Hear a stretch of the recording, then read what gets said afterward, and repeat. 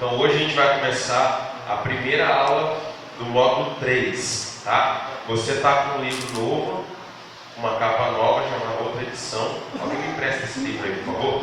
Mas a capa antiga era essa daqui, ó. Treinamento de líderes de célula, pastor Eli Huber e Ivanildo Gomes. Ferramentas e instruções para a formação integral de líderes de células bem-sucedidos. Tá bom? E a capa nova é essa daqui, ó. Treinamento de líderes de células, TLC. É o mesmo livro, só muda a edição. Obrigado, doutor. Então, rapidinho antes da gente concluir, deixa eu só mostrar para vocês quais os livros que a gente já estudou e vai estudar. Do módulo 1, que vocês sabem que ele funciona 2 vezes no ano, ou até mais, dependendo da nossa agenda, a gente está preparando uma apostila, tá? Das aulas que a gente está ministrando, e nós vamos incluir alguma coisa desse material aqui que foi feito pela comissão geral, né, do GECEL aí, organizado pelo pastor Gilberto, que é o nosso coordenador geral do GECEL, visão e prática dos pequenos grupos na perspectiva wesleyana.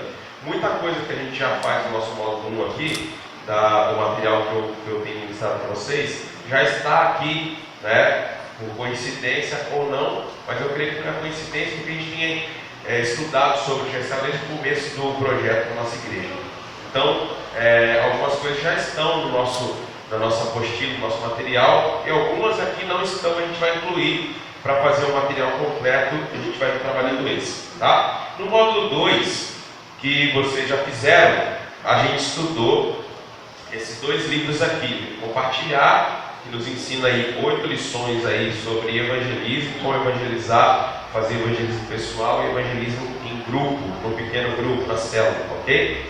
E estudamos esse livro aqui sobre liderar, 8 passos aqui, 8 aulas rápidas sobre a liderança no pequeno grupo, como liderar um pequeno grupo. Então, você que vai estar nos vendo aí e ainda não fez o módulo 2, sabe o que você tem que fazer, ok? Então, vamos lá. No módulo 3, a gente vai estudar esses 2 livros.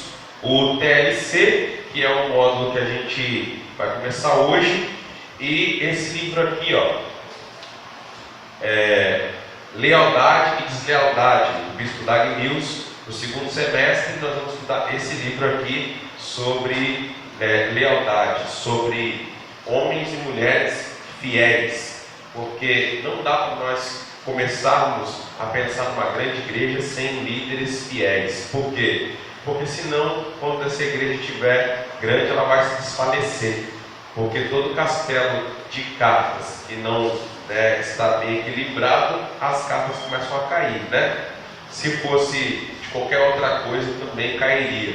Uma casa, um castelo, uma construção que não tem um alicerce sólido, com certeza vai desmoronar. Então, nós temos sempre falado sobre a importância de sermos colunas na casa do nosso Deus. Ou seja, nós precisamos ser fiéis, nós precisamos permanecer naquilo que fomos chamados, senão não conseguiremos ter uma grande igreja. Amém? Então, vamos lá. No módulo 4, nós vamos estudar 2 livros. Vamos estudar esse livro aqui, Seja um Supervisor de Célula Eficaz. Tá? Então, já grava aí, Seja um Supervisor de Células Eficaz, módulo 4. E esse livro aqui é Manual do Auxiliar de Célula. Tá? A gente vai estudar esses 2 livros aqui no módulo 4. Tá bom? Ano que vem a gente começa o módulo 4 e vamos estudar esses 2 livros aí. E para encerrar, né, o nosso treinamento de líderes, nós vamos fazer o módulo 5 e vamos estudar esses 2 livros aqui, ó. Manual do Líder de Célula, do pastor Ralph Nagel, é uma das maiores autoridades em pequenos grupos no mundo, né, pastor Ralph Nagel. E a gente vai estudar esse outro livro aqui, chamado Ponha Ordem no Seu Mundo Interior, ok? Diga comigo, ponha ordem no seu mundo interior. Gordon MacDonald. Então, a gente vai estudar esses materiais aqui, né, concluindo o nosso curso de líderes de pequenos grupos aqui da nossa igreja de Nova Campinas. Amém? Amém. Isso amém foi fraco, né? Vamos lá? Amém, irmãos? Amém. Vamos lá. Então, eu quero saber o seguinte. Todo mundo aí já tem esse livro aqui? Quem já tem o livro, levanta a mão, deixa eu ver. Quem ainda não tem o livro e quer o livro, por favor, procura a Alessandra depois, dá o nome para ela, porque eu tenho que encomendar esses livros e tal, para que a gente possa estar estudando, ok? Amém? Então fala para o pessoal do seu grupo lá, que está fazendo o curso, seja agora ou seja o do módulo 2, que quem precisar de livro tem que passar o nome para a gente certinho, para a gente poder encomendar esses livros e trazer, tá? Então nós já oramos, né? E agora nós vamos começar propriamente nossa aula, e hoje nós temos pouquíssimo tempo para concluir essa aula de hoje, tá? Então vamos lá, capítulo 1 do livro TLC, Treinamento de Líderes de Célula, página 23, e nós vamos falar hoje sobre o que é uma célula, o que é um pequeno grupo, o que é um GCEL, né? GCEL, grupo de crescimento, evangelismo ou evangelização e unidade, tá? O que é uma célula? Nesse livro novo, a segunda edição, é página 21, o meu aqui é página 23, tá bom? Mas vamos então. Eu vou pular algumas coisas, a gente vai ler aqui apenas aquilo que mais frisa a importância aqui no texto. Você tem um livro, você pode ler o livro depois na sua casa e a gente vai caminhando e vai tirando as dúvidas ao final. Então vai anotando no decorrer da aula, vai anotando as dúvidas ou perguntas. No final da aula eu dou uma oportunidade para vocês, se tiverem perguntas, fazerem as perguntas de uma só vez, para a gente ganhar tempo e a gente conclui, tá, a nossa aula de hoje, tá bom? Nossa primeira aula. Então vamos lá. O que é uma célula? A Bíblia compara a Igreja de Cristo ao corpo humano, mostrando que diversos membros compõem o mesmo corpo. A célula é a base de todo o organismo e a somatória delas é que compõe o corpo. Assim também é a igreja. A célula é o que chamamos de comunidade cristã de base, um grupo de pessoas que se reúnem semanalmente para comunhão, adoração, edificação e evangelização. Diga comigo: comunhão, adoração, edificação, evangelização. Amém? Então, continuando aí, ó. As Escrituras ordenam desenvolver relacionamentos de edificação mútua, ou seja, nós edificamos mutuamente um ao outro. Cada um de nós tem recebido de Deus algo diferente, pode compartilhar isso com outra pessoa, edificando o seu próximo, o seu irmão. Amém? Então vamos lá. Congregar não se resume apenas a louvor e pregação, mas também oração e ministração uns aos outros. Hebreus 10, 24 e 25. Cada membro do corpo de Cristo é um sacerdote e deve servir a seus irmãos no Senhor, e a célula é o lugar onde melhor este princípio pode ser praticado. Amém? Num culto, numa reunião de celebração, com a igreja cheia, dá para todos os irmãos participarem de uma maneira a realmente estarem usando os seus dons e talentos no culto público? Sim ou não? Já fizemos essa pergunta aqui outras vezes, né? Num culto público, quantas pessoas talvez estejam trabalhando efetivamente no culto público aqui na igreja, que no domingo chega às vezes a ter 200 pessoas? Vamos pensar quantas pessoas estão trabalhando efetivamente naquele culto. Vamos chutar aí? Quantas pessoas? Umas 20 pessoas no máximo, né? Entre diáconos que estão em serviço naquele dia, Ministério de Louvor que está em serviço naquele dia, quem está coordenando ou dirigindo o culto, mais quem vai pregar, mais as professoras que estão com as crianças nas classes, mais aquele que está na cantina, etc e tal, talvez chegue a 20 pessoas, ok? Hoje nós temos 15 grupos, sim ou não? Vamos pensar nesse número que é meio redondo e ajuda também a gente a calcular. 15 grupos. Então, em cada grupo nós temos um líder lá que está trabalhando em cada reunião. Sim ou não? Sim. Então, bota aí, 15 pessoas. Mais seu líder em treinamento que está ajudando ele ali a organizar a reunião, etc e tal. Coloca aí, mais 15 pessoas. Quantas pessoas nós já temos? 30. Temos um anfitrião que recebe aquele grupo todo na sua casa e está trabalhando ali para receber aquelas pessoas e mantê-las ali bem acomodadas, etc e tal. Mas quantas pessoas estão trabalhando? Mais 15, né? Agora nós temos 45. Temos o secretário que está ali fazendo o relatório da reunião, auxiliando em outras coisas ali na reunião, anotando o nome dos visitantes, etc e tal. Temos mais 15 pessoas trabalhando. Então só até aqui já temos quantas pessoas trabalhando em cada semana que tem o GCL na quarta-feira? 60. Né? No culto público que tem 200 pessoas, nós temos quantas pessoas trabalhando?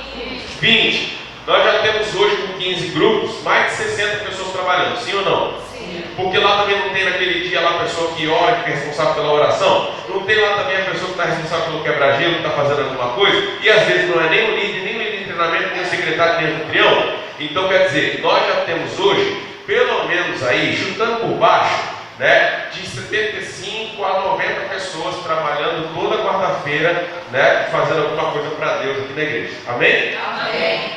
Você pode dizer amém? Amém. Então, quer dizer que no pequeno grupo você produz oportunidades para mais pessoas estarem trabalhando. Amém?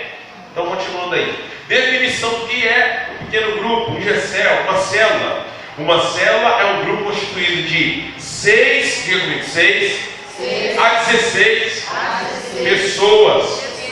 Isso pode variar esses números, tá, gente? A gente tem que ser rígido no número, mas pode variar. A gente tem falado aqui que, no mínimo, para um grupo começar equilibrado, tem que ter pelo menos 4 pessoas. Sim ou não? Sim. Quais são essas pessoas? Líder de treinamento, secretário, anfitrião. Ok? Pelo menos 4 pessoas. Se tiver mais duas aqui, já são 2 membros, né? Então nós temos líder de treinamento, secretário, anfitrião, mais 2 membros, 6 pessoas, tá vendo? Bom demais para começar, não é? Muito bom. E a gente deve chegar até no máximo de 16 pessoas, tá vendo aí? Porque quando multiplicar, vai mais ou menos 8 para cada lado, mais ou menos. Lembrando de tomar cuidado de não forçar as pessoas a se separarem umas das outras, mas sugerir, né, as pessoas e deixar também que algumas, aquelas que não são líderes, não estão trabalhando na equipe do grupo, que elas decidam para onde elas querem ficar. Lembrando que o grupo tem que ficar equilibrado, né, ambos os grupos, tanto o grupo que começou, né, aquele grupo, quanto o outro que está sendo gerado agora, ok? Então, passando para frente. Reunindo-se semanalmente, diga semanalmente, para aprender como tornar-se uma família, diga família, adorar o Senhor, edificar a vida espiritual uns dos outros, orar uns pelos outros e levar as pessoas ao Evangelho. Tudo bem até aí? Alguém tem dúvida? Não? Se tiver, grava aí, anota para a gente falar depois. Então, cada célula deve ter no mínimo 6 pessoas e não é ideal que ela ultrapasse o limite de 16 pessoas. Por que não é ideal que ela ultrapasse 16 pessoas? Primeiro, porque a célula começa a ficar cheia demais, o GCL começa a ficar cheio demais, não dá mais para ficar dando oportunidade para todo mundo participar, começa a virar tumulto. Numa casa, seja numa sala, ou numa varanda, ou em algum outro cômodo pequeno, 16 pessoas ali dentro, já começa a ficar tumultuado, é ou não é? Já começa a ficar desorganizado, começa a ficar difícil também para um líder cuidar dessas 16 pessoas, lembrando que o líder não é apenas para fazer a reunião do grupo acontecer, não é apenas para fazer o encontro do GCL acontecer, o líder tem um papel pastoral também, de cuidar das pessoas do seu grupo, sim ou não? Sim. Então, começa a passar de 15 pessoas, 16 pessoas, começa a ficar difícil já para esse líder cuidar dessas pessoas, sim ou não? Sim. Então, não deve passar muito dessas pessoas. Os grupos de Moisés eram constituídos de 10. Aí tinha grupos de 10, 50, 100, né, e 1000. Ok? Lá em Êxodo 18, 21, depois você pode abrir aí, Êxodo 18, 21. Ok? Jesus tinha quantos discípulos? 12. Já foi comprovado hoje em dia que 12 é um número, né, limite. Por exemplo, para você ter um bom aproveitamento, por exemplo, numa sala de aula, ou num pequeno grupo qualquer, para você ter um aproveitamento máximo, o número limite é 12. Porque passa disso, já um professor só, ou um mentor, ou um líder só, ele já começa a ter dificuldade de cuidar efetivamente daquelas pessoas. Ok? Então, por isso que não é bom a gente passar de 15 pessoas, 16 pessoas, usar isso como limite. Mas tendo entre 12 e 16 pessoas, já está um bom número para a gente multiplicar, tá bem? Então vamos continuar aí. Confere sempre se está filmando ou não, por favor, tá? Porque às vezes ele para sozinho, para a gente não perder em uma parte da aula. Então, o que não é uma célula? O que não é um GCL? Vamos lá? A gente já falou aqui um pouquinho sobre o que é e o que não é. Então vamos lá. GCL não é um grupo de oração. Sim ou não? Sim. No GCL a gente ora, mas é um grupo de oração? Não. Dá para a gente ficar meia hora lá orando no GCL? Não. Dá para a gente ficar lá, todo mundo 20 minutos de joelho lá no GCL orando? Não. Por quê? Porque os nossos visitantes, né? Vai ficar complicado para eles. Porque eles não estão acostumados com isso. Então o GCL não é um grupo de oração. Apesar de que lá a gente ore. Ok? Então o GCL é um grupo de estudo bíblico. Sim ou não? Sim. Gente, quero que vocês falem com bastante força, tá? O GCL é um grupo de estudo bíblico, sim ou não? Não. Não.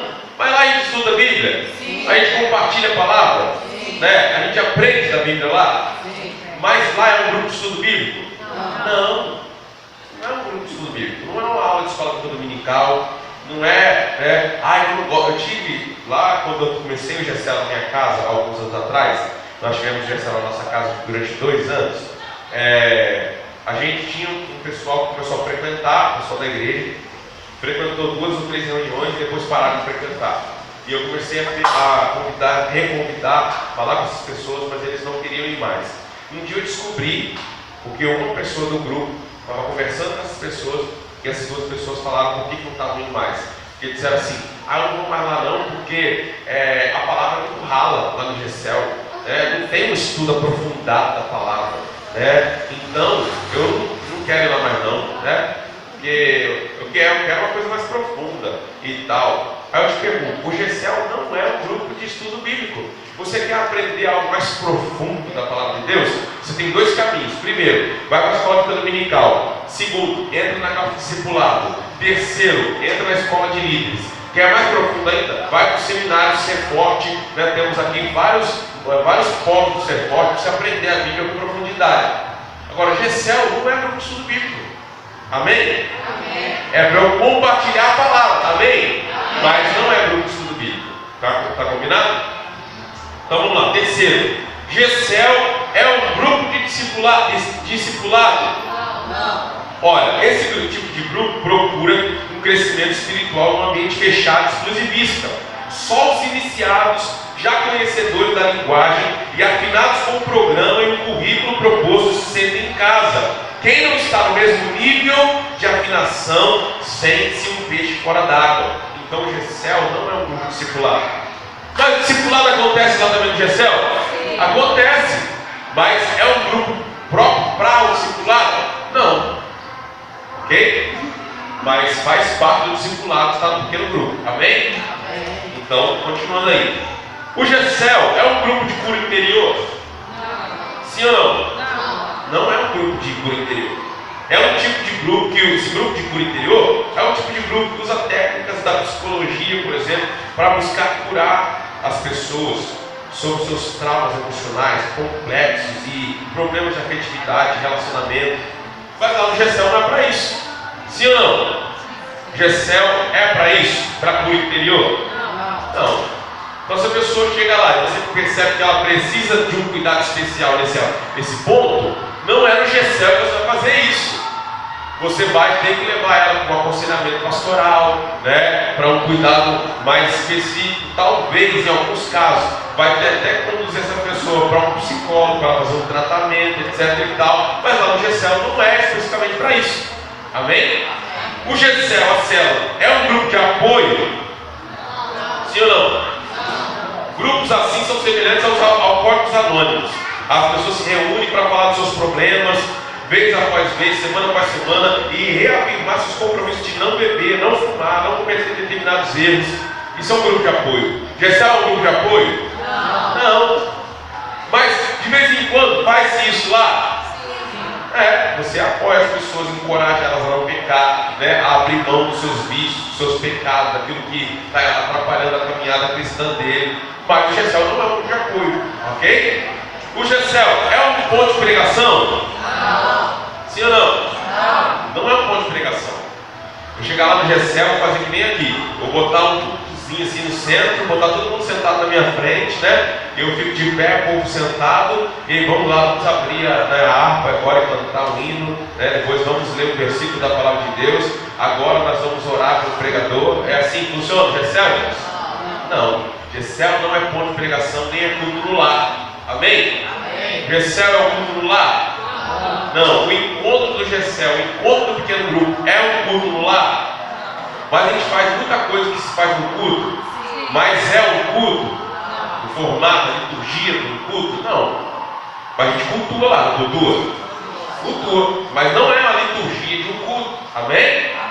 Então, vamos lá. Grupo, qualquer grupo com as seguintes características. Por exemplo, grupo fechado, criado só para as pessoas de um determinado departamento da igreja. Posso ter um Gessel só do departamento do Ministério de Louvor? Posso? Não. Por quê? Porque aí quando você for convidar alguém, você vai ficar pensando, essa pessoa sabe tocar? Sabe cantar? Aí então eu não vou convidar ela não, porque o meu Gessel é só do Ministério de Louvor. Aí já bagunçou, já está fugindo da visão do projeto, não dá. Então não dá para eu ter um Gessel só do Ministério de Louvor. Dá para eu ter um Gessel só da junta diaconal? Sim ou não? Só pode participar desse Gessel quem for diácono. Então, você vai conseguir evangelizar alguém, levar alguém não crente para lá? Não, então não pode ser um grupo fechado. O Gessel não pode ser um grupo fechado, amém?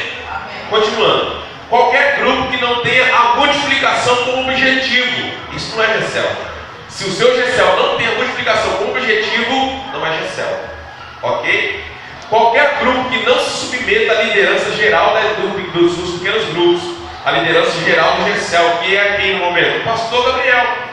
Então eu sou o líder geral do Gessel. Se houver algum grupo aqui que está dizendo que é Gessel, não se submete às regras, às ordens, às direções, aos ensinamentos que estão sendo ministrados pelo pastor da igreja, não é Gessel. Não é Gessel. Ok? O Gessel precisa seguir as orientações e submeter à liderança. Qualquer grupo que seja apenas uma reunião social. A gente se reúne lá só para a gente comer juntos, se divertir, conversar, bater papo e se alegrar. Isso é o Gessel? Não é Gessel. Tá bom? Então, cuidado, não se engane. Estes grupos acima não são células, não são Gessel. Amém? Vamos para frente? Vocês não estão falando. Vocês vão deixar falando sozinho mesmo? Eu quero falar com vocês. Então, assim, quando eu falar amém, vocês falam amém. Quando eu fazer uma pergunta, vocês respondem. Amém? Amém. Vamos lá, pessoal. Amém? Amém. Quem comeu hoje aí? Fala, eu. Quem comeu? Quem comeu hoje? Então, vamos lá. Vamos interagir. Onde as células se reúnem? A maioria das células se reúne em residências. Onde é que as células se reúnem? Em residências. Nas casas. Amém? A igreja, né, que nós estamos implantando, nós estamos transicionando uma igreja que funciona no templo e uma igreja de duas asas, no templo e nas ok? Mas pode-se ter um pequeno grupo no Gessel em outro lugar que não seja a casa? Sim ou não? Pode, mas o mais comum, que geralmente dá mais resultado, é na casa. É um ambiente mais aconchegante, né? Menos formal, é um ambiente mais tranquilo, mais fácil, né, das pessoas se envolverem. Ela pode ir lá mais à vontade, né? Ela não tem que se arrumar toda para ir, ela vai do que ela está. Se ela está de chinelo, ela vai de chinelo. Se ela está de bermuda, ela vai de bermuda, né? Fica à vontade. É uma casa de uma pessoa que é amiga. Mas você pode ter uma célula, um Gessel, seja numa empresa, no horário de almoço, por exemplo, na escola, no horário do intervalo lá, em salões de festas e em vários outros lugares, né? Não há limites, né, com respeito à localidade para se fazer uma reunião de pequeno grupo, tá bom? Então, continuando lá, vamos ver um pouquinho da diferença aqui da superioridade entre o modelo de célula para o modelo histórico tradicional da igreja. Então, vamos ver aqui algumas diferenças. Todo mundo está sentado pelo menos do lado de alguém que está com esse livro aí? Sim ou não? Quem não estiver sentado do lado de alguém, tenta sentar do lado de alguém que está com esse livro, para você poder ver esse gráfico aí, tá? Então vamos lá. A abordagem de determinados temas nos dois modelos. Do modelo de uma igreja em pequenos grupos, uma igreja em células, e do modelo tradicional de uma igreja que não tem pequenos grupos. Primeiro tema: perspectiva e foco. Tá? Numa igreja convencional, o ponto focal é a congregação, é a reunião no templo, ok? Já numa igreja de pequenos grupos, o ponto focal é o pequeno grupo. Não que a gente despreze a reunião grande da igreja, a reunião, né, da celebração de toda a igreja reunida. Não, é muito importante, é essencial também. Mas o foco é você levar as pessoas para o pequeno grupo. Por quê? Porque lá eles serão melhor cuidados. Lá eles serão cuidados mais de perto. Amém? Então, por isso que está dizendo aqui que o ponto focal é a célula, o pequeno grupo. Porque toda pessoa nova que chegar aqui no templo, a gente vai levar ele para o pequeno grupo, para que ele seja bem cuidado lá. E toda pessoa que chegar lá no pequeno grupo e está sendo bem cuidado lá, nós vamos trazer ele para a igreja também, para a grande celebração, para o grande culto, onde toda a igreja está reunida. Então a gente trabalha junto, um trabalhando em prol do outro. Amém? Atividades, né? Na igreja convencional, as atividades são cultos litúrgicos semanais. Na igreja de pequenos grupos, na igreja de células, as atividades é diariamente, é de um para com o outro, comunhão e serviço todo dia. Porque o pequeno grupo ele não se reúne apenas no dia do encontro. O pequeno grupo ele se reúne em qualquer momento. Onde tiver 2 ou 3 lá no pequeno grupo reunidos em algum lugar, fazendo alguma atividade junto, vocês estão trabalhando em prol do crescimento e edificação do outro. Então o pequeno grupo se reúne todos os dias, não é só no encontro da célula do pequeno grupo, não é só no dia marcado da reunião. Se o seu grupo, as pessoas de lá, só se reúnem exatamente no dia da reunião, no dia do encontro, você precisa trabalhar isso lá, porque alguma coisa está errada. Você precisa incentivar, né, que as pessoas possam se relacionar mais durante a semana, comer junto de vez em quando, sair junto para fazer alguma atividade de vez em quando, se encontrar em alguns momentos fora da reunião do pequeno grupo para orar e etc. Ok? Porque essas reuniões, esses encontros, atividades que são feitas fora do encontro formal da célula, elas trazem um crescimento espiritual, uma comunhão, elas trazem uma profundidade muito maior do que o próprio encontro oficial da célula. Ok? Isso é importante. Talvez vai ter coisa lá, você faz uma reunião aqui, nós estamos reunidos aqui no pequeno grupo, e você percebe que a Lia não está bem hoje.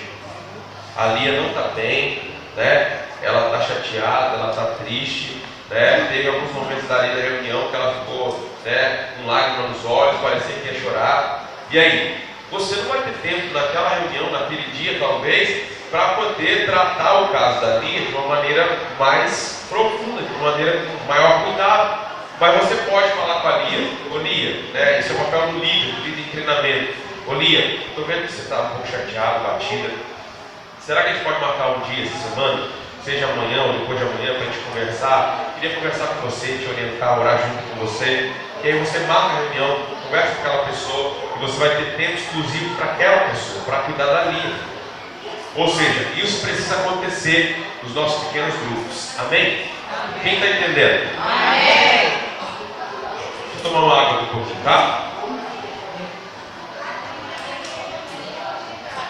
Então vamos lá. Dever pastoral. Numa igreja convencional, quais são os deveres pastorais? Pregar um bom sermão, fazer casamentos, enterros, festas ocasionais e muitas visitas. Qual é o papel do pastor numa igreja de células? Modelar a vida de outros crentes para que eles possam ministrar às pessoas.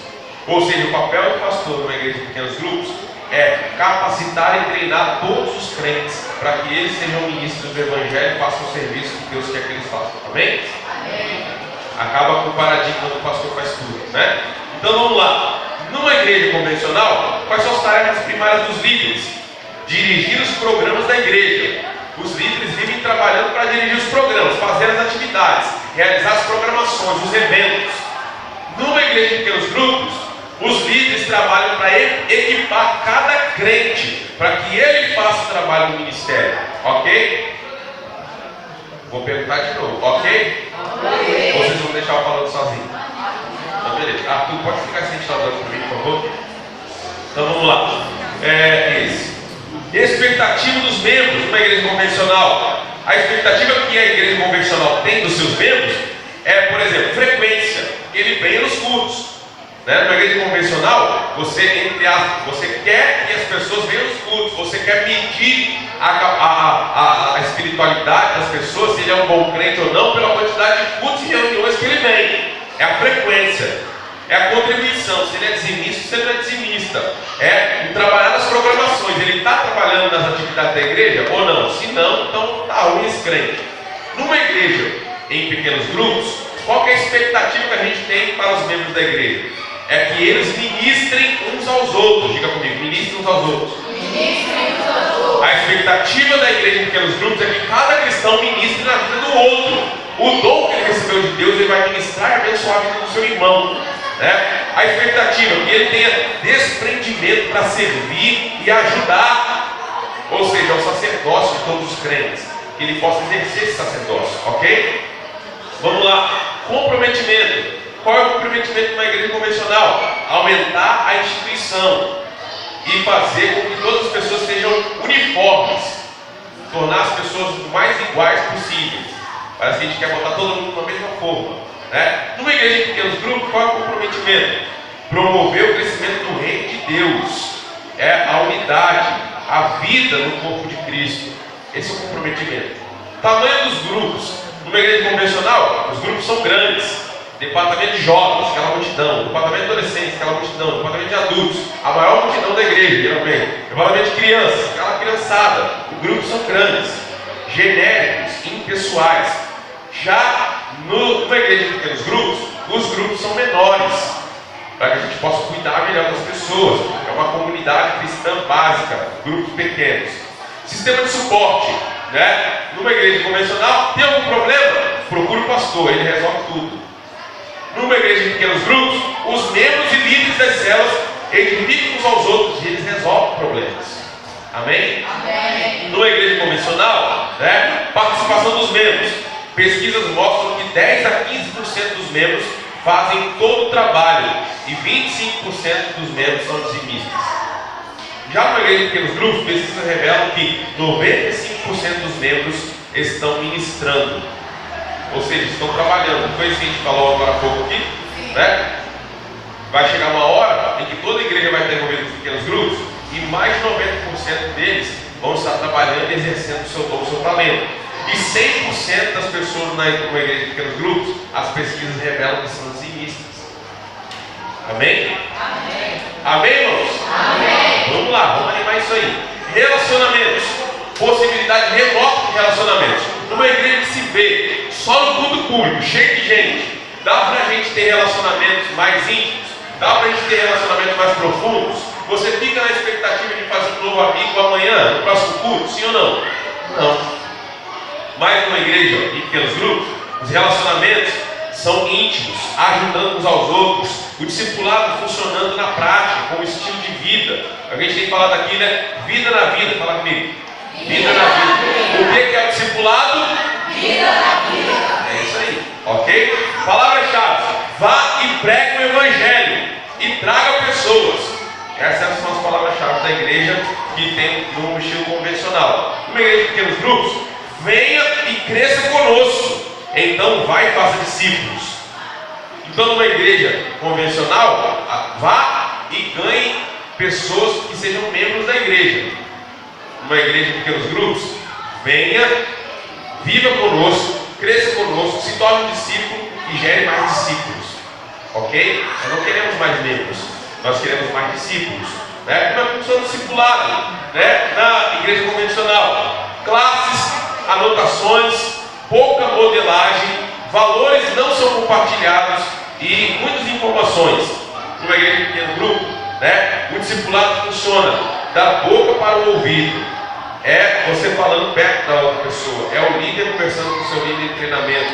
O líder de treinamento conversando com outra pessoa. Vivendo o dia a dia, né? De coração para coração. Modelagem diária. Valores pessoais são compartilhados. É o que a gente tem que falar, é vida na vida. O discipulado de uma igreja de pequenos grupos não funciona apenas na sala. Nesse grupão que você senta aí, me ouve, o que você está fazendo aqui hoje, e anota um monte de coisa. Não, a gente anda junto, a gente caminha junto, a gente né, senta para conversar, a gente compartilha problemas, dificuldades, a gente compartilha as nossas necessidades, a gente ora junto. Isso é discipulado. Amém? Amém. Discipulado é caminhar junto. Amém? Amém. Glória a Deus. Vamos lá. Evangelismo. Numa igreja convencional, o evangelismo é pessoal, né, cruzadas evangelísticas, buscas pelo reavivamento. 5% ou menos dos membros são envolvidos no evangelismo, numa igreja convencional. Numa igreja que trabalha em pequenos grupos, a célula é a rede de pescar muitos peixes. Com certeza Deus está entre vocês. É uma malha fina, é um avivamento constante. É todo mundo da igreja trabalhando para trazer seus amigos, vizinhos, parentes, colegas para fazer parte do pequeno grupo. Ok? Toda semana o evangelismo acontece. Toda semana as pessoas trabalhando, trazendo pessoas. Amém? Localização. Reuniões são no edifício da igreja, no templo da igreja. Às vezes longe das pessoas e às vezes pouco acessível. Numa igreja que é no meio de uma cidade, por exemplo, no centro da cidade, e as pessoas às vezes pegam ônibus para ir para a igreja é longe, e ele tem que se desdobrar para chegar lá, não é verdade? Aqui nós temos a vantagem de ser uma igreja dentro do bairro, facilita para as pessoas. Mas quando a igreja é longe, né? Você tem naquela cidade uma igreja que está ganhando e tem que ficar pegando condução para ir lá na igreja. Não é difícil. Mas nos pequenos grupos, a igreja ela é centrada nas casas, próximo das pessoas, próximo do membro. Você pode atravessar a rua, né, ou ir para outra quadra e já está no seu grupo GECEL, já está no seu pequeno grupo. Porque o GECEL está em todo lugar e vai chegando cada vez em mais ruas, em mais localidades e vai ficando cada vez mais próximo das pessoas. Ok? Para terminar essa parte, multiplicação. Numa igreja convencional, a multiplicação é lenta e às vezes inexistente. Quando acontece, é com pouca maturidade e consistência. Já numa igreja de pequenos grupos, a multiplicação é rápida, equilibrada, certeira e consistente. Líderes são treinados na prática, mão na massa. Ok? Então a multiplicação, numa igreja convencional, ela demora muito mais. Já numa igreja de pequenos grupos, ela é muito mais rápida, né, e ela acontece, né, constantemente, diariamente, e é bem equilibrada. Ok? Paramos essa parte aqui, vamos para o próximo ponto.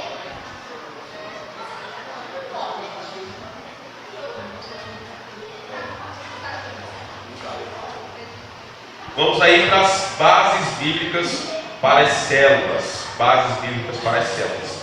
Dá uma pausa aí, por favor. Só pausa. Sabe o que é a partir da diferença?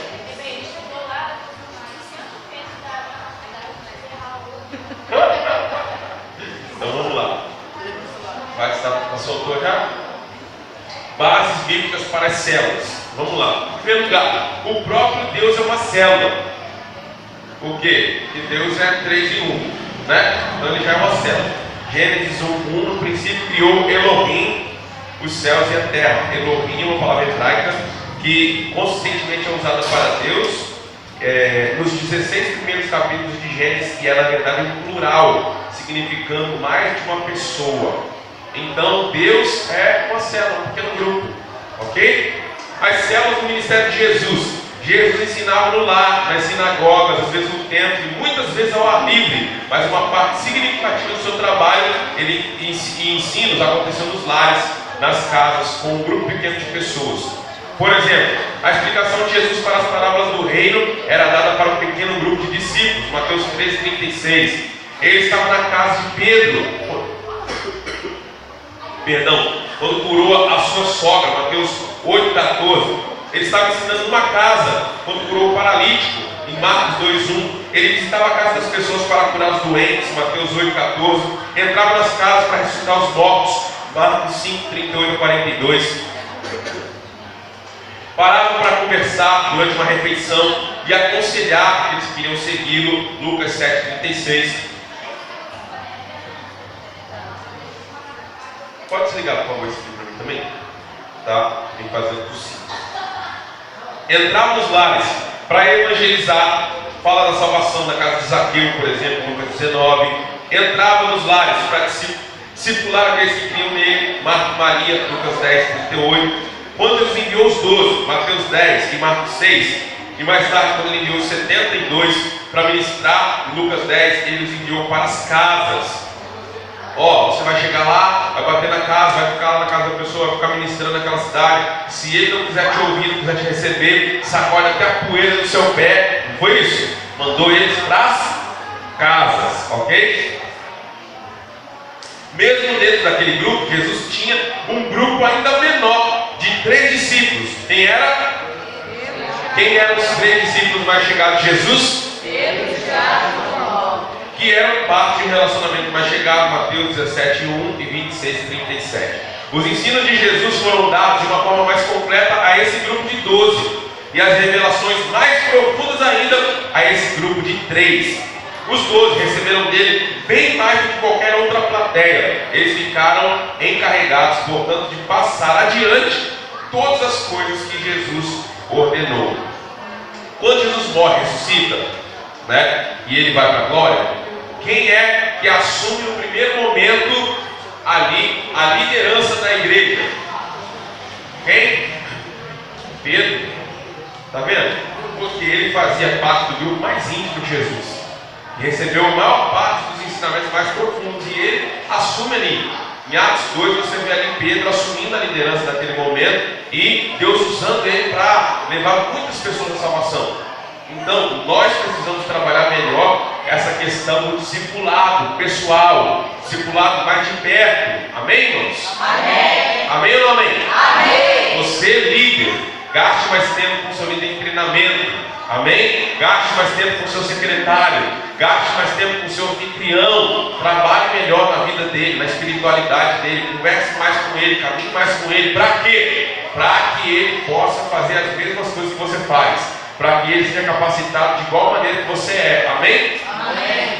Dá para entender? Amém. Lembrando que, por exemplo, quem é solteiro aí, por exemplo, que é a líder, a moça, o líder de treinamento rapaz, ou vice-versa, sempre esteja com mais um quando vocês estiverem em momentos que vocês estão sozinhos para trabalhar o discipulado.